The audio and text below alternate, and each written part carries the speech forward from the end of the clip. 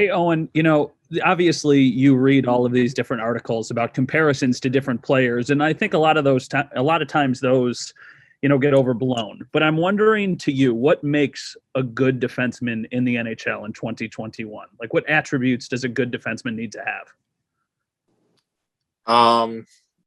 Yeah, I think you look at all the top guys, they're good on both sides of the puck. So they keep pucks out of their net and they create, offense. So I think there's a lot of things that go into that. And, but I think for the most part, all the top guys are able to create offense and, are all really solid defensively. Thanks, Matt. Next question comes from John Wawrow. Go ahead, John. Hi, Owen. I guess there was a report or something that came out maybe about a month ago. It was around after you finished the World Championships. Just, are you committed? Have you really made up your mind as to whether you're going back to Michigan? And how much did you learn about yourself and how ready you might be after playing in the World Championships? Yeah, I mean, I wouldn't say I'm committed to going back to school. I mean, I'm probably leaning towards it right now, but that's obviously something that I have to talk to with whatever team drafts me. So it'll kind of be something that I'll look into more once I get drafted. And then I think the World Championships was good for me to kind of see where I was at when playing with pros and playing against pros. So I think it gave me a bit of a better idea of how ready I was to play pro hockey. And yeah. Thanks, John. Next question comes from Lance Lysowski. Go ahead, Lance. Hi, Owen. A two-parter for you. First off, have you met with the Sabres? Do you have a meeting scheduled with them? And secondly, you mentioned just gauging how close you are for pro hockey. What do you need to do, to close that gap a little bit and make it so when you get to the NHL, you stay there and you make an impact for a long time? Yeah, I haven't met with Buffalo yet, but I'm meeting with them on Thursday. And then I think just for pro hockey, continue to develop my game, continue to get stronger, faster, quicker, and then just keep developing the areas of my game that I think need work on, and continue growing the areas that I'm already good at. Thank you, Lance. Next question comes from Chris Maathuis. Go ahead, Chris. Hey, Owen, congratulations. I was just kind of wondering, last year we were watching the draft and Brendan Brisson was drafted and he had teammates all around, lots of fun times and so forth. I'm wondering what you kind of take from the experience. What did he tell you about that whole draft experience? And then also, what does Brisson bring to the Vegas Golden Knights organization? What do you see in him that will translate over to the NHL maybe someday in the organization here in Vegas? Yeah, I think I was there at the draft last year and kind of watched him go through it. So he's one of my roommates. So I think he gave me kind of a lot of tips on leading up to the draft, just with different interviews and stuff teams are going to ask. So I think he was a huge help in that, and just seeing the way the draft works from that perspective, I thought was something that is probably going to benefit me for the upcoming draft. And then for Briz, I think he's someone who's a highly gifted offensive player and could put the puck in the back of the net at a high rate. So I think he's really good on the power play and just overall really high-end gifted offensive player. Thanks, Chris. Next question comes from Paul Hamilton. Go ahead, Paul. Oh, and if you do decide to go back to college, go back to Michigan, do you feel it's just a one-year thing? You would play one more year and then turn pro after that? Yeah, I mean that's the plan. If I was to go back to school, I think that's my goal, is to play one more year and then be ready to play in the NHL. So,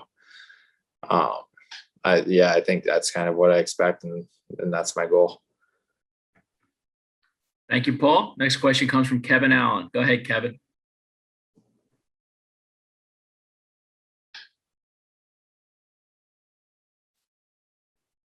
Oh, Kevin.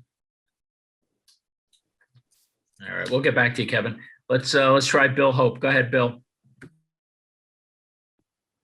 Hi, Owen. How much would you like to experience maybe a normal year of college? Just because, I mean, your freshman year was, so different, not playing in front of fans and the whole thing with the NCAA tournament. I mean, just how much would you like to have maybe a normal college season, so to speak, college experience? Yeah, I think that's probably one of the big parts why I'm kind of want to go back to school. To just be able to experience the true college experience, especially at Michigan with Yost and the fans there playing in front of them, I think would be pretty special. And then just going to class and not doing online and just being able to do stuff other than go to the rink and home, I think would be something that I would like to do. Thanks, Bill. Next question comes from Mike Moriali. Go ahead, Mike. Thanks, John. Hey, Owen. Owen, just want to get your favorite current or former NHL player to watch. What does he possess that maybe you try to incorporate into your game? Yeah, I think probably my favorite guy to watch is Victor Hedman for myself. I think we just got similar attributes with our size and our skating. So I think just how good he is defensively and in closing gaps and killing plays is something that I really watch and try and put in my game. And then obviously he's really good offensively and on the power play. Thanks, Mike. Let's go to Mark Scheig. Go ahead, Mark.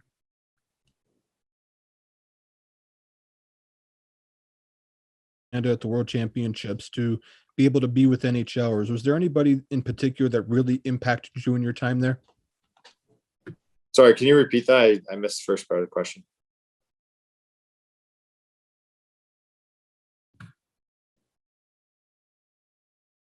Oh, and I think he was just asking if. Go ahead, Mark. Yeah, I'm here. Just at the World Championship, just the experience there. You got to be with NHL players. Just who impacted you the most in your time there? Yeah, I think there's a lot of guys that were real good to me and really kind of helped me through it. So I think Connor Brown, Adam Henrique, Colin Miller, Darcy Kemper were all guys that were really good to me and kind of taught me a lot of stuff just talking to them one-on-one and kind of picking their brains. So I think those guys especially were really good to me. Thanks, Mark. Next question comes from John Toth. Go ahead, John. Hey, Owen, congratulations. In your past, when you were younger, did you play any other sports besides hockey, or were you just always with hockey, or did you play soccer or anything else like that? No, I was big into playing as many sports as I could. So my other main sport was lacrosse. I played that all the way up until my first year in Chicago. So that was kind of my other main sport. And then just I played basketball and volleyball at school from I think grade 4 to grade 10. Thanks, Sean. Next question comes from Andy Eide. Go ahead, Andy. Hi, Owen. I'm wondering if you've talked to Seattle, and if so, have you thought about what it would be like to be a first pick of a brand new franchise and what that would mean? Yeah, I talked to them, and I mean, obviously, it'd be pretty special to be the first pick to that franchise. So I've gave it a little bit of thought, but I don't think too much. Thank you, Andy. Next question comes from Chris Faber. Go ahead, Chris. Hey, Owen, I'm always curious how a player becomes a defenseman. I'm wondering, when did that happen for you? Was it, when you started playing hockey, or was there something that changed that made you want to become a defenseman? I honestly don't know how I became. I think a coach probably just put me there and I kind of stuck with it. So I couldn't tell you how I became one, but ever since I remember, I've always played D. Thanks, Chris. Next question comes from Adam Kimmelman. Go ahead, Adam. Yeah, hi, Owen. I know you said you're going to meet with the Sabres on Thursday. If they say to you, why should we take Owen Power with the #1 pick? What's your answer to that? Yeah, I think I'm just a two-way defenseman that could play in all situations and log a lot of minutes. So I think any team in the NHL would want someone like that. And I think that's what I'll bring. Thanks, Adam. Take a couple more. Let's go to Neal McHale. Go ahead, Neal. Hi, Owen. You'd mentioned maybe leaning towards going back to school. Is another part of that too the opportunity to play, for Canada at the World Juniors? Obviously, last year for a few reasons you weren't able to participate. Yeah, I think for sure that's, I think always been a dream of mine to play World Juniors. So I think that's just another reason that kind of goes into looking to go back to school. So I think that definitely plays a part. Thanks, Neal. We'll take one last question. It's from Greg Wyshynski of ESPN. Go ahead, Greg. Hey, thanks a lot. Hey, Owen. I'm just wondering, being at the top of all these mock drafts and stuff, like what surprised you the most so far in this process as approaching the draft as the top prospect? I don't really know. I don't know if anything's really surprised me. I honestly have no idea. Like nothing's really came at me where it surprised me. So I think just talking with all the guys that are about to get drafted from Michigan, we're all kind of in the same situation. So I don't think anything's really surprised me. Thanks, Greg. Well, Owen, obviously a special year for the Wolverines, and it's going to be a special day for you guys in a couple of weeks. So congratulations on where you've been so far, and try to enjoy it. Yeah, thank you. All right. Thanks for taking the time. Thanks.